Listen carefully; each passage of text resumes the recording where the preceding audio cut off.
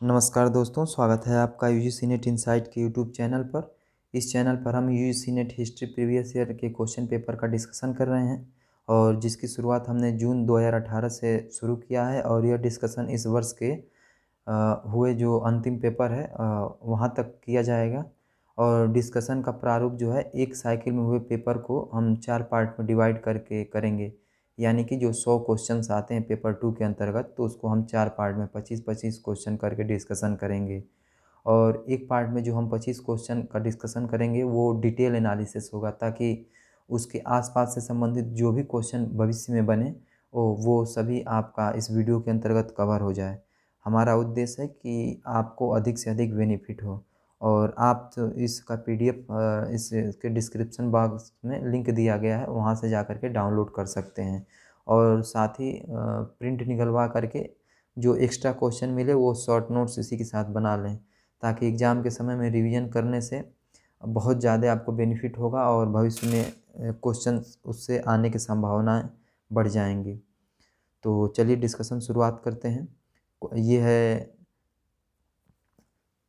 जो क्वेश्चन का हम डिस्कशन कर रहे हैं, ये दिसंबर 2019 का है और इसके अंतर्गत हम 51 से 150 क्वेश्चन तक इस पेपर में पीडीएफ में डिस्कशन करेंगे, चूँकि 1 से लेकर 50 क्वेश्चन तक फर्स्ट पेपर का है। तो अगर आप चाहें तो इसका पीडीएफ डाउनलोड करके फर्स्ट पेपर का भी प्रैक्टिस कर सकते हैं। अभी सेकेंड पेपर का डिस्कशन हो रहा है।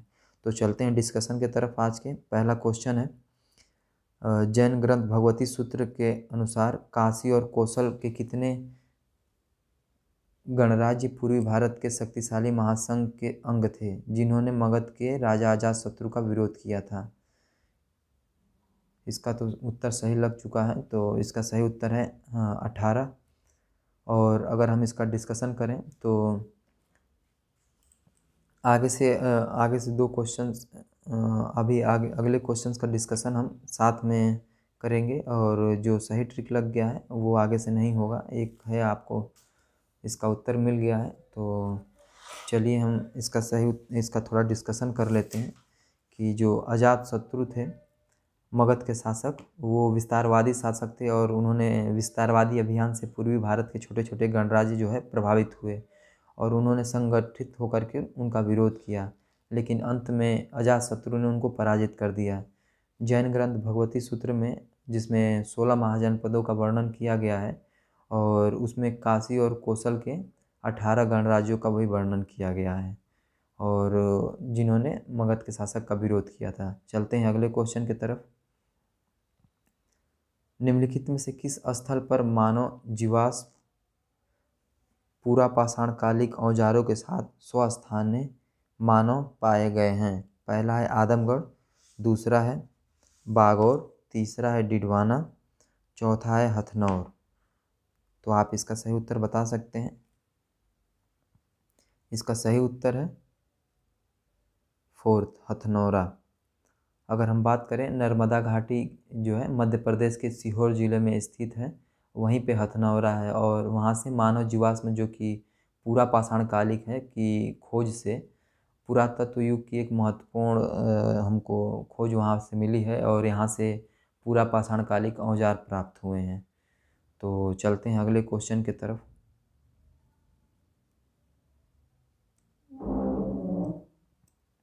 अगला क्वेश्चन है 53। निम्नलिखित में से किस पूरा पाषाण कालिक स्थल पर एस्यूलियन औजारों के साथ पशुपाद चिन्ह के एक समुच्चय का साक्ष्य मिला है? पहला है अतिरपक्कम, दूसरा है भीमबेटका, तीसरा है हुंसगी, चौथा है पलेरू। इसका सही उत्तर है फर्स्ट, यानी अतिरमपक्कम से।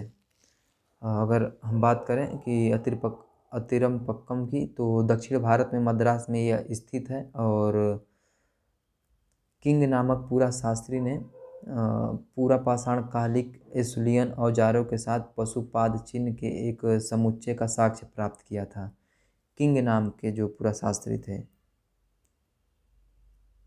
और दक्षिण भारत में मद्रास में स्थित कोरतलयार नदी घाटी, जिसमें अतिरपक्कम स्थित है, पूरा पाषाणकालीन उपकरणों के लिए महत्वपूर्ण है। यहाँ से हैंड एक्स, क्लीवर तथा फलक उपकरण प्राप्त हुए हैं। तो चलते हैं अगले क्वेश्चन की तरफ। क्वेश्चन नंबर 54, निम्नलिखित में से किस स्थल पर 2001 में जीवाश्मीकृत मानव शिशु कपाल पाया गया था? पहला है भीमबेटका, दूसरा है डिडवाना, तीसरा है हथनौर और चौथा है ओडई। आप बता सकते हैं। इसका सही उत्तर होगा वो होगा फोर्थ, यानी कि ओडई। यानी कि ओडई से 2001 में जीवाश्मीकृत मानव शिशु कपाल पाया गया था। अगर हम बात करें तो केरल विश्वविद्यालय के केपी राजेंद्रन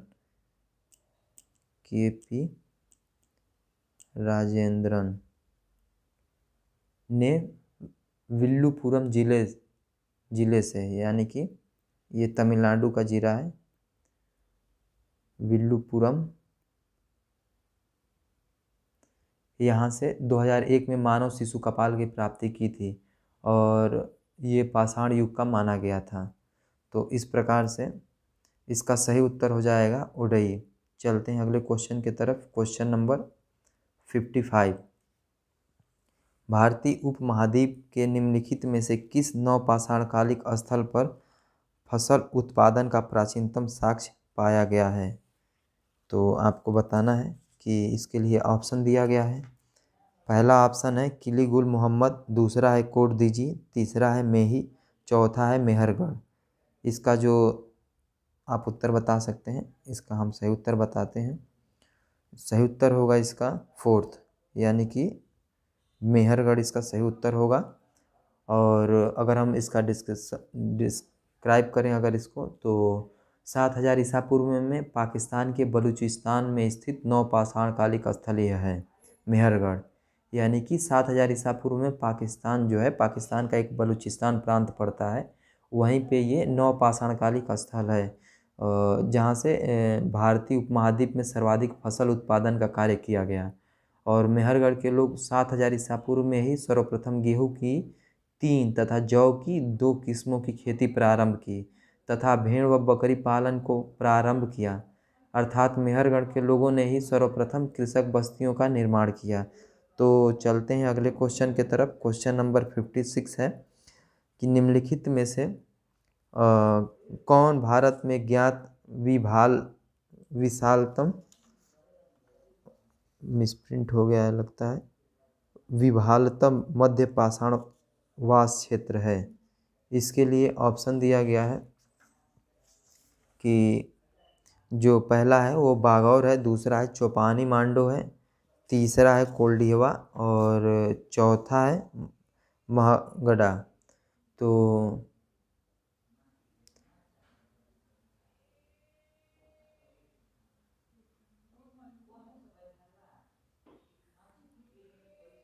इसका जो सही उत्तर होगा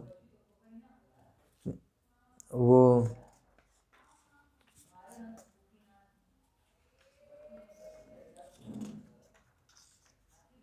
पहला ही होगा बागौर।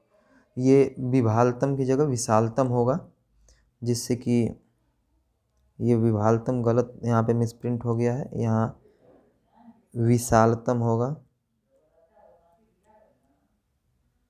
विशालतम मध्य पाषाणवास क्षेत्र है, तो इसका सही उत्तर हो जाएगा बागौर। अगर हम बागौर की बात करें तो भारत में मध्य पाषाण काल की जानकारी सर्वप्रथम 1867 ईस्वी में हुई, यानी कि 1867 1867 में मध्य पाषाण काल की जानकारी सर्वप्रथम हमें मिलती है। और CL कार्लाइल ने विंध्य क्षेत्र से लघु पाषाण उपकरण प्राप्त किया। CL कार्लाइल ने विंध्य क्षेत्र में लघु पाषाण उपकरण प्राप्त किया।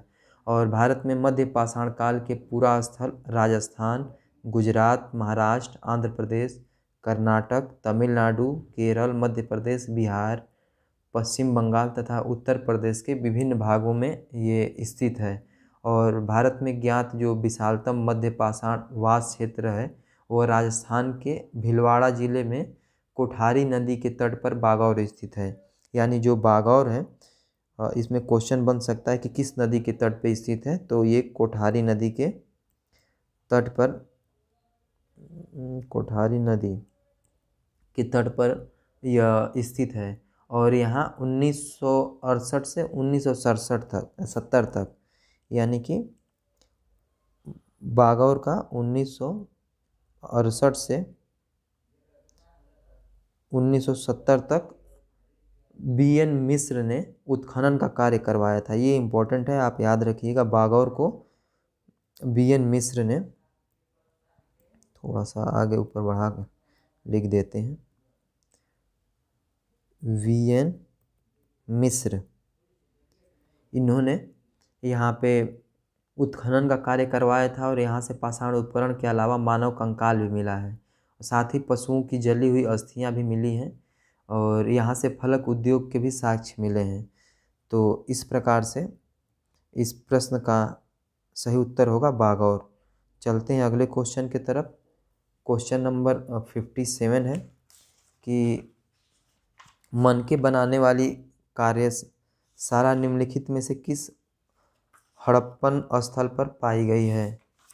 तो इसके लिए ऑप्शन दिया गया है। पहला है आमरी, दूसरा है बनावली, तीसरा है लोथल और चौथा है रंगपुर। तो आपको इसमें से बताना है कि कौन सा सही उत्तर है, उसके बाद मैं इसकी व्याख्या कर दूंगा।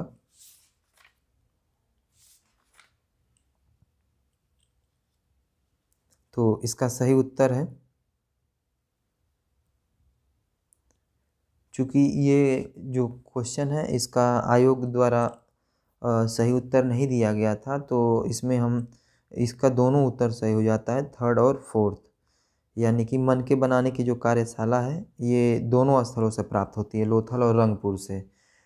अगर हम हड़प्पा सभ्यता में विभिन्न शिल्प तथा उद्योग के धंधे हम प्रचलित थे, तो अगर उसकी हम बात करें तो मनके बनाने का कारखाना जो है चंदहुदड़ो, लोथल तथा बनावली से खोजे गए हैं। तो यहाँ पे एक चंदहुदड़ो भी शामिल है, तो आप उसको नोट कर लीजिएगा, चंदहुदड़ो, चंदहुदड़ो।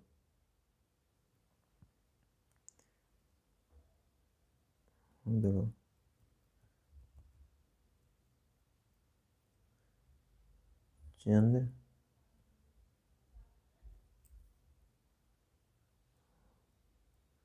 हुदड़ो। तो यहाँ से लोथल से, चंदहुदड़ो से और बनावली से खोजे गए हैं। बनावली हरियाणा में जो है हिसार ज़िले में स्थित है। यहाँ से एक बड़े मकान से सोने, लाजवर तथा कार्नेलियन के मनके प्राप्त हुए हैं। और इसी प्रकार अहमदाबाद के भोगवा नदी के किनारे स्थित लोथल से भी मनके बनाने का कारखाना प्राप्त हुआ है। और मैके नामक पुरातत्वविद ने चंदहुदड़ो से भी मनके बनाने का कारखाना खोजा है। तो इस प्रकार से इसमें दूसरा और माफ़ करिएगा, तीसरा और चौथा विकल्प सही हो जाएगा। पूरी तरह से हमने गलत बता दिया आपको, माफ़ करिएगा। बनावली, देखिए मैं बार बार बनावली का नाम ले रहा हूँ और ट्रिक हमने रंगपुर को लगा दिया है। तो रंगपुर नहीं होगा, बनावली होगा। बनावली और लोथल, तीन स्थलों की हमने बात की, लोथल, चंदहुदड़ो और बनावली। और यहाँ से हड़प्पा स्थलों की जानकारी मिलती है। तो इस प्रकार से इसका सही उत्तर होगा 2 और 3, यानी कि बनावली और लोथल दोनों सही हो जाएंगे और दोनों जगह से ही प्राप्त हुए हैं। तो चलते हैं अगले क्वेश्चन की तरफ। फिर से एक बार अगर डिस्कशन कर दे रहा हूँ कि हड़प्पा सभ्यता में जो है मनके बनाने का कारखाना चंदहुदड़ो, जिसको मैंने यहाँ पे लिखा है, और दूसरा है लोथल, तीसरा है बनावली, यहाँ से प्राप्त किए गए हैं। बनावली जो है हरियाणा के हिसार ज़िले में स्थित है और यहाँ से बड़े मकान में सोने, लाजवर तथा कार्नेलियन के मनके प्राप्त हुए हैं। इसी तरह से अहमदाबाद के भोगवा नदी किनारे स्थित जो लोथल है वहाँ से भी मनके बनाने का कारखाना प्राप्त हुआ है। और चंदहुदड़ो से जो है मैके नामक पुरातत्वविद ने मनके बनाने का कारखाना खोजा है। तो ये इम्पोर्टेंट है, आप तीनों को याद रखिएगा। इस प्रकार से चलते हैं अगले क्वेश्चन की तरफ। माफ़ करिएगा, हमने रंगपुर को बता दिया था, तो ये नहीं है, ये गलत है। आमरी और रंगपुर नहीं है। चलते हैं अगले क्वेश्चन की तरफ। Question number 58। आरंभिक तमिल साहित्य निम्नलिखित में से किसका साक्ष्य प्रस्तुत करता है? पहला है जाति प्रथा की अनुपस्थिति, दूसरा है एक जटिल राजनीतिक और आर्थिक तंत्र, तीसरा है आर्य प्रभाव की वृद्धि, चौथा है कठोर जाति व्यवस्था। तो इसका जो सही उत्तर होगा वो हो जाएगा फर्स्ट, यानी कि आरंभिक तमिल साहित्य जो है संगम साहित्य है, और संगम साहित्य में समाज के विकास की कई अवस्थाएं दिखाई देती हैं। इन ग्रंथों से लक्षित होता है कि आरंभिक तमिल लोग पशुचारक थे और आरंभिक महापाषाण जीवन का आभास संगम साहित्य से ही मिलता है। और ये पशुचारण के अलावा चावल भी उगाते थे और इनमें जाति प्रथा अनुपस्थित थी। ये जाति में नहीं वरन वर्गों में विभाजित थे। पुरु नानक नामक ग्रंथ में समाज के 4 वर्गों, यानी कि जो पुरु नानक इनका ग्रंथ था, इसमें समाज के 4 वर्ग जिसमें तुड़ियन,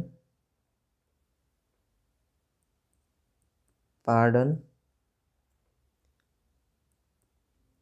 पडैयन और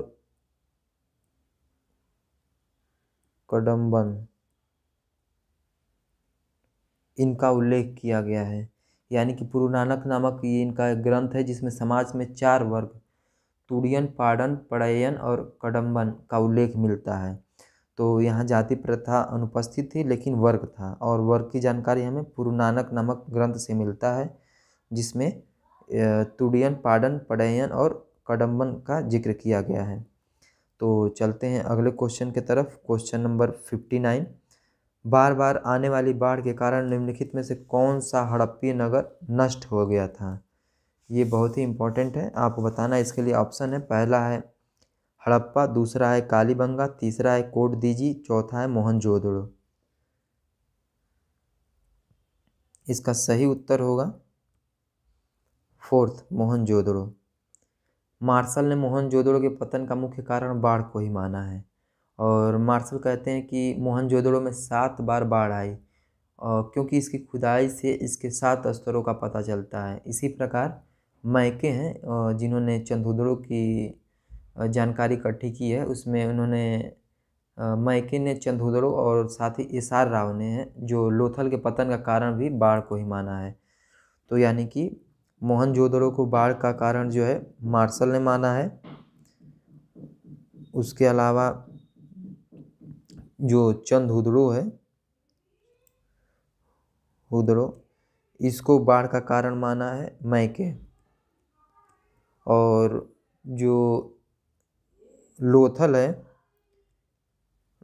है उसको SR. Rao,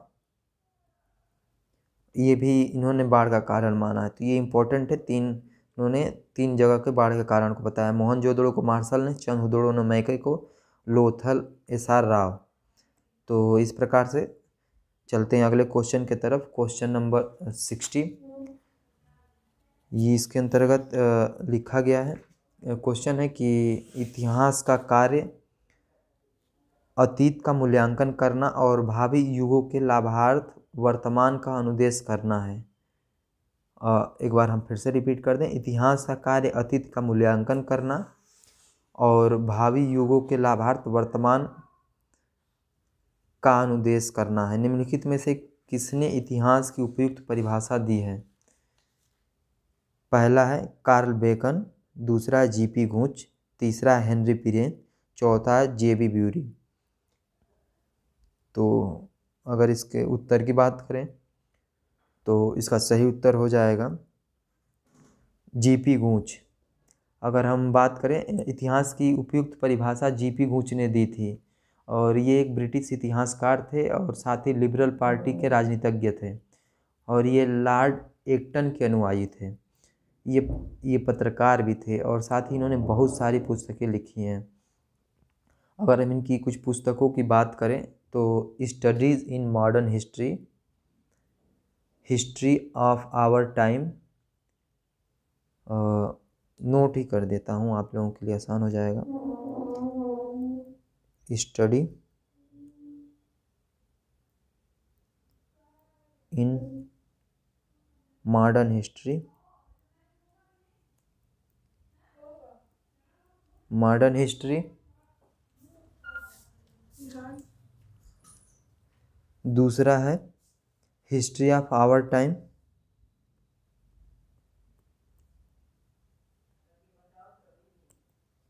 history of our time. अगर अगली पुस्तक की बात करें, history and historian in the 19th century. और चौथी पुस्तक का नाम है हिस्टोरिकल टेबल्स, हिस्टोरिकल टेबल्स। एक पुस्तक का नाम हमने जो बताया वो है history and historian in the 19th century, चौथी इनकी पुस्तक का नाम है। तो इस प्रकार से जीपी गूंज के जो इम्पोर्टेंट्स बुक थे उसको हमने डिस्कशन कर लिया। चलते हैं अगले क्वेश्चन की तरफ। क्वेश्चन नंबर 61, जावा में निम्नलिखित में से किस देवता का सर्वोच्च स्थान रहा है? पहला है ब्रह्मा, दूसरा है विष्णु, तीसरा है शिव और चौथा है सूर्य। ये बहुत ही सिंपल क्वेश्चन है, इसका सही उत्तर है थर्ड यानी कि शिव। अगर हम इसकी थोड़ी डिटेल व्याख्या कर दें तो इससे आपका दक्षिण पूर्व एशिया में जो भारतीय संस्कृति थी उसकी जानकारी आपको मिल जाएगी।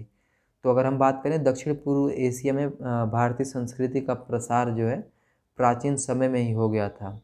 पूर्वी द्वीप के हिंदू राज्यों में जावा, सुमात्रा, बोर्नियो तथा बाली का उल्लेख किया जा सकता है। इन प्रदेशों के साथ भारत का सांस्कृतिक संबंध था और इसकी जो जातक कथाओं और कथा सरित सागर में इन देशों के साथ भारत के व्यापार का उल्लेख किया गया है। जातक कथा में और कथा सरित सागर में भारतीयों के व्यापार का इन देशों के साथ व्यापार का उल्लेख किया गया है, जिसमें मैंने बताया था कि जावा, सुमात्रा, बोर्नियो, बाली आदि वहाँ के दक्षिण पूर्व एशिया के देश हैं। और हिंदू स्थापत्य और मूर्तिकला के लिए भी जावा महत्वपूर्ण है। जावा में पौराणिक हिंदू धर्म विशेष रूप से लोकप्रिय था और शैव धर्म जो था वहाँ का राज धर्म था। शिव की पूजा लिंग तथा मूर्ति दोनों के रूप में होती थी। शिव के सौम्य तथा रौद्र दोनों ही रूपों से जावा के जो लोग थे वो परिचित थे और दोनों रूपों की मूर्तियाँ विभिन्न स्थानों से प्राप्त होती हैं। शिव की शक्ति देवी महादेवी पार्वती की पूजा भी की जाती थी। शिव पार्वती के जो पुत्र गणेश हैं तथा कार्तिकेय हैं उनकी भी जावा में पूजा किया जाता था, लेकिन जावा में सर्वोच्च जो स्थान था वो शिव का ही था। तो चलते हैं अगले क्वेश्चन की तरफ इस प्रकार से। क्वेश्चन नंबर 62, मौर्य प्रशासन में रिपोर्टरों को कहा जाता था? पहला है नागरक, दूसरा है प्रतिवेदक, तीसरा है राजुक और चौथा है युक्त। तो इसके लिए आपको बताना है कौन सा इसका उत्तर सही होगा। मौर्य काल में रिपोर्टरों को प्रतिवेदक कहा जाता था। तो अगर हम बात करें कि अशोक के लेखों में उसके प्रशासन के कुछ महत्वपूर्ण पदाधिकारियों के नाम मिलते हैं और अशोक का जो तृतीय शिलालेख था उसमें प्रतिवेदक नामक अधिकारी का, माफ़ करिएगा, अशोक के तृतीय शिलालेख में युक्त जो राजुक नामक पदाधिकारी, जो अशोक का तीसरा लेख था उसमें राजुक नामक पदाधिकारी का जो 6वां नंबर था 6वें शिलालेख में प्रतिवेदक का, तीसरे शिलालेख में राजुक का और 6वें शिलालेख में प्रतिवेदक का नामक पदाधिकारी का आपको उल्लेख मिलता है। और अशोक ने अपने साम्राज्य में प्रतिवेदक की नियुक्ति की, जिसका कार्य जो था जनता से संबंधित सूचना प्रत्येक समय पर तथा प्रत्येक स्थान पर देना था। राजू का कार्य जो है पहले केवल राजस्व से संबंधित था, लेकिन बाद में उसे न्याय अधिकार भी प्रदान कर दिया गया। युक्त जो है राजस्व विभाग के अधीनस्थ कर्मचारी थे, यानी कि जो युक्त थे ये राजस्व विभाग के अधीनस्थ कर्मचारी थे। वे राजुक और प्रादेशिक के साथ दौरे पर भी जाते थे। और ये वरिष्ठ अधिकारियों के निर्णय को लिपिबद्ध भी करते थे।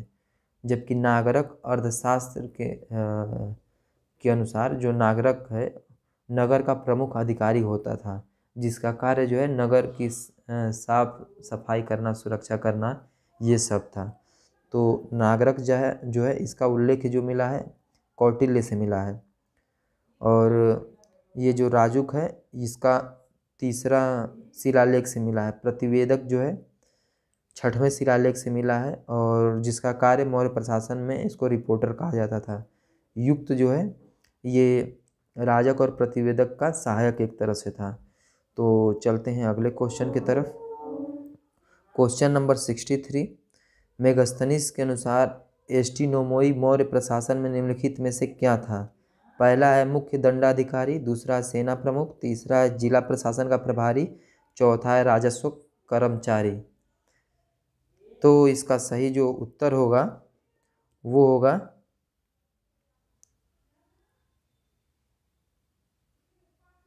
तीसरा। इसका सही उत्तर होगा जिला प्रशासन का प्रभारी। अगर हम बात करें कि जो यूनानी स्रोत है उसमें हमें 3 प्रकार के अधिकारी हमें प्राप्त होते हैं। पहला है एग्रोनोमोई, दूसरा है एंटीनोमोई और तीसरा है सैनिक अधिकारी। तो एग्रोनोमोई को जिला अधिकारी कहते हैं, साथ ही इसको मार्ग निर्माण का भी एक विशेष अधिकारी कहा गया है।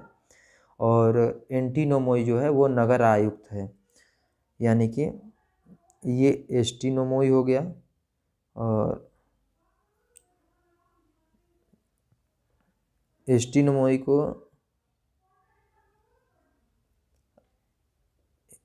एग्रोनोमोई है और एक है एंटीनोमोई। तो एंटीनोमोई नगर आयुक्त है और एग्रोनोमोई जो है जिला अधिकारी है, जिसका मार्ग निर्माण का एक विशेष अधिकार प्राप्त था। तो ये दो जोनों हैं, एस्टिनोमोई और एग्रोनोमोई, ये दोनों जिले से संबंधित है और इनका जिला प्रशासन के प्रभारी थे। और जो एग्रोनोमोई था उसका मार्ग निर्माण का एक विशेष अधिकारी ये कहा गया है। तो चलते हैं अगले क्वेश्चन की तरफ। क्वेश्चन नंबर 64, फरिश्ता लिखते हैं कि उनके देश में अच्छी बसावट थी और जनता उनकी सत्ता के प्रति समर्पित थी। मालाबार, सिलोन तथा अन्य देश के रईसों ने उनके दरबार में दूत रखे हुए थे और प्रतिवर्ष महंगे उपहार भेजते थे। तो अगर इसका उत्तर आपको बताना है कि विजयनगर के इस शासक की पहचान करें और बताएं कि इसका किसके बारे में कहा गया है। पहला है हरिहर प्रथम, दूसरा है बुक्का प्रथम, तीसरा है देवराय प्रथम और चौथा है देवराय द्वितीय। तो इसका जो सही उत्तर हो जाएगा वो होगा बुक्का प्रथम। यानी कि फरिश्ता जो है फरिश्ता ने ये बात बुक्का प्रथम के लिए कही है। और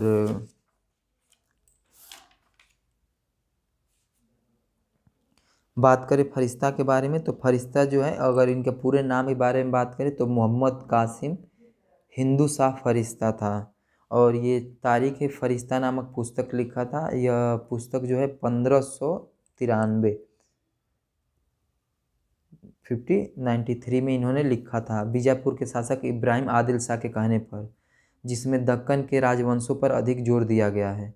और प्रस्तुत कथन जो है विजयनगर के संगम वंश के शासक जो बुक्का प्रथम थे, जिनका कार्यकाल 1356 से 1377 ईस्वी तक था, तो उनके बारे में फरिश्ता बताते हैं। बुक्का प्रथम विभिन्न देशों में राजदूत भेजे हैं, इसकी भी जानकारी हमें इससे मिलती है। साथ ही 1374 में बुक्का प्रथम ने चीन में राजदूत भेजे थे। 1377 ईस्वी में उसने मदुरा के सल्तनत पर विजय प्राप्त की थी और उसे विजयनगर साम्राज्य में मिला लिया था। साथ ही बुक्का प्रथम ने वेद मार्ग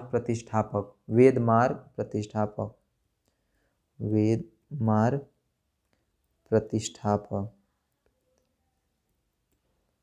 ये उपाधि जो है धारण किया था। साथ ही उसके राज्य में जैन, बौद्ध, ईसाई तथा मुस्लिम धर्म आदि की स्वतंत्रता प्राप्त थी। इन सभी की जानकारी जो है फरिश्ता की पुस्तक जो है तारीख़ फरिश्ता में हमें मिलती है। तो इस प्रकार से इसका सही उत्तर हो जाएगा दूसरा, बुक का प्रथम। चलते हैं अगले क्वेश्चन की तरफ। क्वेश्चन नंबर 65 है, निम्नलिखित में से कौन सा राजस्व मुक्त भूमि अनुदान नहीं था? पहला है सरयू घाल, दूसरा है अलतगमा जागीर, तीसरा है मदद एमास और चौथा है पुण्य उदक। आप बता सकते हैं इस क्वेश्चन का उत्तर। इसका जो सही उत्तर होगा वो होगा अलतगमा जागीर। तो अलतगमा जो जागीर थी ये राजस्व मुक्त भूमि अनुदान नहीं था, जबकि सरयू घाल जो है और मदद मास जो है और पुण्य उदक जो है ये राजस्व मुक्त भूमि थी। अगर हम इसकी बात करें तो मुग़ल के अधीन जागीर प्रथा एक विशिष्ट संस्था की नींव जो है अकबर ने रखी थी। और जागीरदारी व्यवस्था का मतलब यह है कि यह व्यवस्था भू राजस्व आवंटन के द्वारा वेतन भुगतान का एक तरीका था, यानी कि भू राजस्व दे करके वेतन का भुगतान किया जाता था। मुग़ल शासन में कुछ जागीरें जो हैं वंशानुगत आधार पर भी प्रदान की जाती थी। तो अलतगमा जागीर जो है जहांगीर द्वारा प्रवर्तनी की गई थी। जो ये अलतगमा जागीर है इसको जहांगीर द्वारा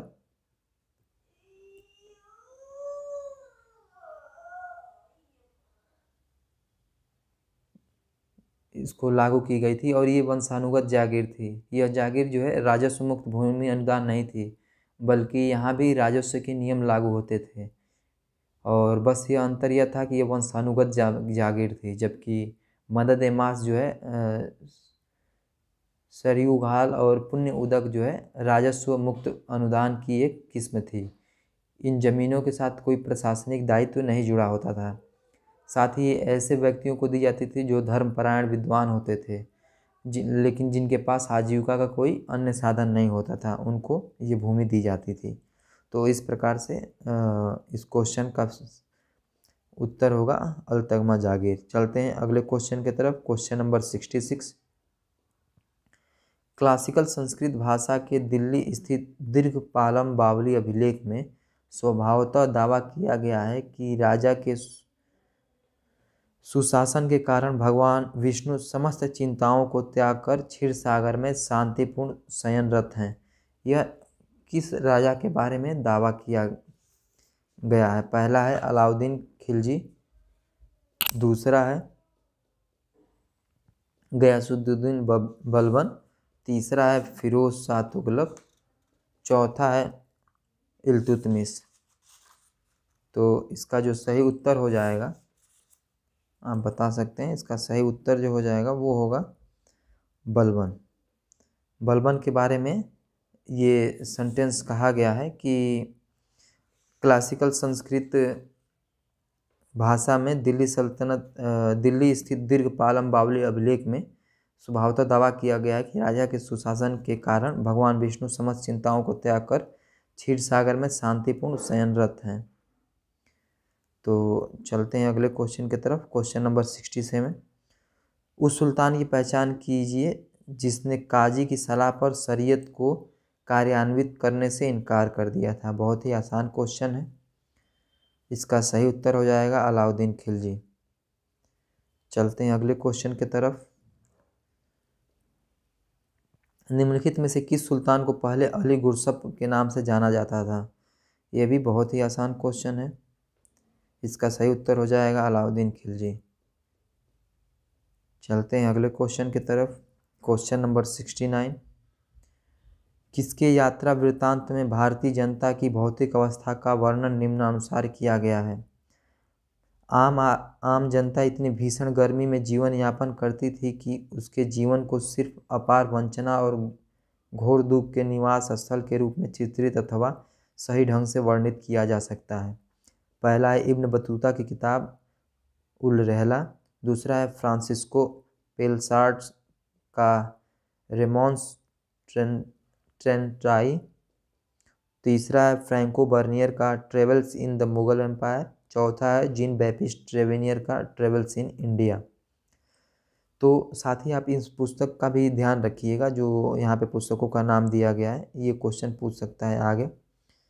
तो ये किताबों का नाम याद रखिएगा कि जीन बैप्टिस्ट की पुस्तक का नाम ट्रेवल्स इन इंडिया है, फ्रैंक बर्नियर्स की पुस्तक का नाम travels in the Mughal empire है, फ्रांसिस्को पेलसार्ट की पुस्तक का नाम रेमॉन्स ट्रेंटाई है, और इब्न बतूता की किताब का नाम किताबुल रहला है।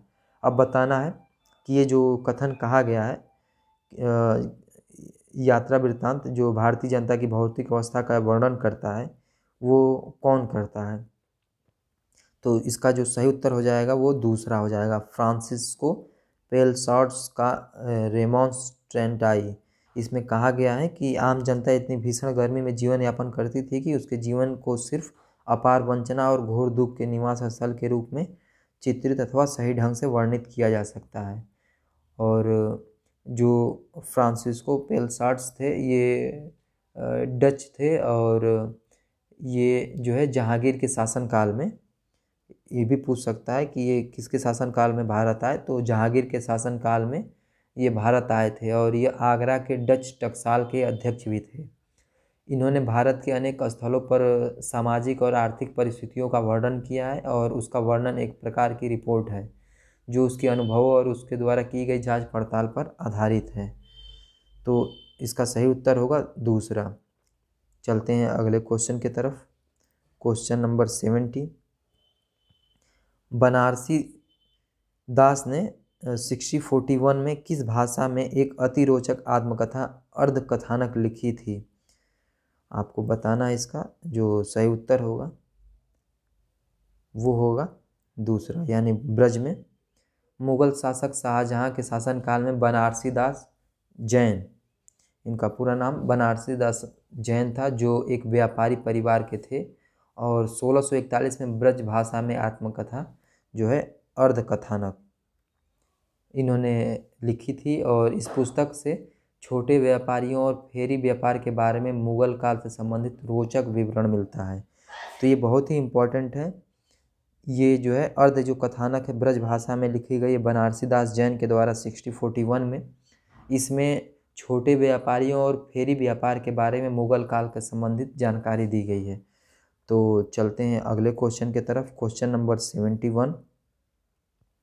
निम्नलिखित में से किस सम्राट के शासन काल के अंतिम वर्षों में वतन जागीर की अवधारणा अस्तित्व में आई।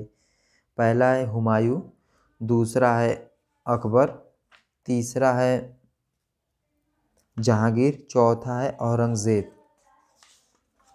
तो आपको इसका सही उत्तर बताना है।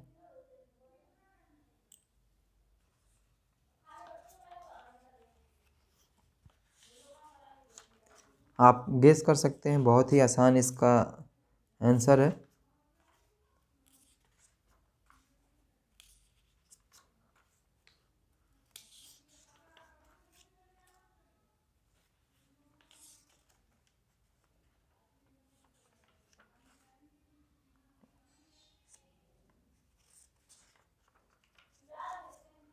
इसका सही उत्तर हो जाएगा दूसरा। माफ़ करिएगा, थोड़ा सा एक डिस्टरबेंस आ गया था। इसका सही उत्तर है दूसरा, अकबर के काल में। अरे यार, पेन काम नहीं कर रही। दूसरा है अकबर। अगर हम बात करें कि अकबर के शासनकाल के अंतिम वर्षों में वतन जागीर की अवधारणा अस्तित्व में आई थी। मुगलों के अधीन जो जागीरदारी प्रथा है एक विशिष्ट संस्था के रूप में विकसित हुई, और इसकी नींव जो है अकबर ने डाली थी। इससे संबंधित एक क्वेश्चन ऊपर भी था, तो हमने इसका डिस्कशन किया है, फिर कर देता हूँ। और यह जो व्यवस्था थी भू राजस्व आवंटन के द्वारा जो वेतन का भुगतान करने का एक तरीका था। तो इसका जो सही उत्तर होगा वो दूसरा हो जाएगा। चलते हैं अगले क्वेश्चन की तरफ। क्वेश्चन नंबर जो है 72। निम्नलिखित में से किस सम्राट ने मनसबदारी प्रथा में 2 अस्पा सिंह अस्पा को लागू किया था। पहला है अकबर, दूसरा है जहांगीर, तीसरा है शाहजहां, चौथा है औरंगजेब। इसका आपको सही उत्तर बताना है। तो इसका सही उत्तर हो जाएगा जहांगीर। मनसबदारी व्यवस्था की अगर हम बात करें तो एक विशिष्ट प्रशासनिक व्यवस्था थी जिसका प्रचलन जो है अकबर के द्वारा किया गया था 1556 से 1605 ईस्वी तक, यानी कि अकबर का ये कार्यकाल है। और उसी के शासनकाल में मनसबदारी प्रथा का प्रचलन किया गया था। अकबर के उत्तराधिकारियों के द्वारा किए गए कुछ संशोधनों के साथ यह व्यवस्था जो है मुगल काल की सैन्य व्यवस्था और सिविल सेवाओं का आधार बनी। आईनी अकबरी में जो है 66 प्रकार के मनसबदारों का उल्लेख किया गया है, लेकिन मुख्य रूप से 33 का ही जिक्र किया गया है। तो जहांगीर के समय में जो सवार पद में संशोधन हुआ तथा 2 अस्पा तथा सिंह अस्पा की व्यवस्था की गई, और इसमें यह व्यवस्था थी कि यदि शासक किसी मनसबदार के से खुश हो तो वह बिना उसके जात में वृद्धि किए सवार में वृद्धि कर सकता है। फिर से एक बार बता देता हूँ कि इसमें यह व्यवस्था थी कि यदि शासक किसी मनसबदार से खुश हो तो वह बिना उसके जात में वृद्धि किए सवार में वृद्धि कर सकता था, और सवारों की जो संख्या पर ही किसी मनसबदार की श्रेणी की प्रतिष्ठा निर्भर करती थी। तो चलते हैं अगले क्वेश्चन की तरफ, और बात करें अगर मनसबदारी प्रथा की तो ये अबुल फजल जो जिसकी रचना आईने अकबरी है उसी में ये 66 प्रकार की मिलती हैं, और प्रमुख रूप से 33 प्रकार के मनसबदार की बात की गई है। चलते हैं अगले क्वेश्चन की तरफ। Question number 73। आरंभिक 13वीं शताब्दी में बिहार और बंगाल को मिलाकर एक स्वायत्त राज्य की स्थापना निम्नलिखित में से किसने की थी? पहला है इवाज खिलजी, दूसरा है मोहम्मद बख्तियार खिलजी, तीसरा है उलुग खान, चौथा है जलालुद्दीन खिलजी। इसका जो सही उत्तर होगा वो होगा मोहम्मद बख्तियार खिलजी। गोरी का ये सरदार था जिसका अगर हम बात करें इख्तियारुद्दीन मोहम्मद बिन बख्तियार खिलजी, जो 13वीं शताब्दी के आरंभ में बिहार बंगाल को मिलाकर एक स्वायत्त राज्य की स्थापना की थी। और 1199 ईस्वी में बख्तियार खिलजी ने पाल वंशी शासक लक्ष्मण सेन की राजधानी जो नादिया थी, जिसको नदिया भी कहा जाता है, उस पर आक्रमण किया, और लक्ष्मण सेन जो है बिना युद्ध किए भाग गए। स्थानीय सक्रिय विरोध के कारण मोहम्मद बख्तियार खिलजी जो है नादिया पर नियंत्रण नहीं कर सका और लखनौती को ही अपनी राजधानी बनाकर शासन करने लगा। अत्यधिक उत्साहित होकर जो है बख्तियार खिलजी बाद में ब्रह्मपुत्र घाटी पर आक्रमण किया, और असम में जो है कीजन जनजाति हैं तो उसको चारों ओर से घेर कर उसकी लगभग समस्त सेना को नष्ट कर दिया। वह मुश्किल से 100 जीवित तुर्की सैनिकों के साथ लखनौती लौट सका, और 1206 ईस्वी में मोहम्मद बख्तियार खिलजी को उसके एक सरदार ने उसकी हत्या कर दी। तो ये मोहम्मद बिन बख्तियार खिलजी का जो है डिटेल व्याख्या हो गई। चलते हैं अगले क्वेश्चन की तरफ। Question number 74। फरमान किसके द्वारा जारी किया जा सकता था?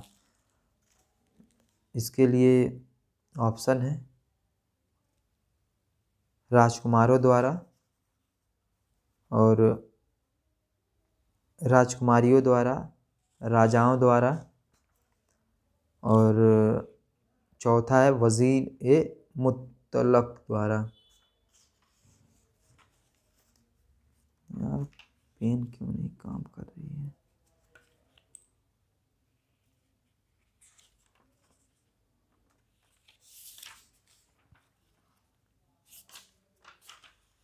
इसका जो सही उत्तर होगा वो होगा थर्ड, यानी कि राजाओं द्वारा।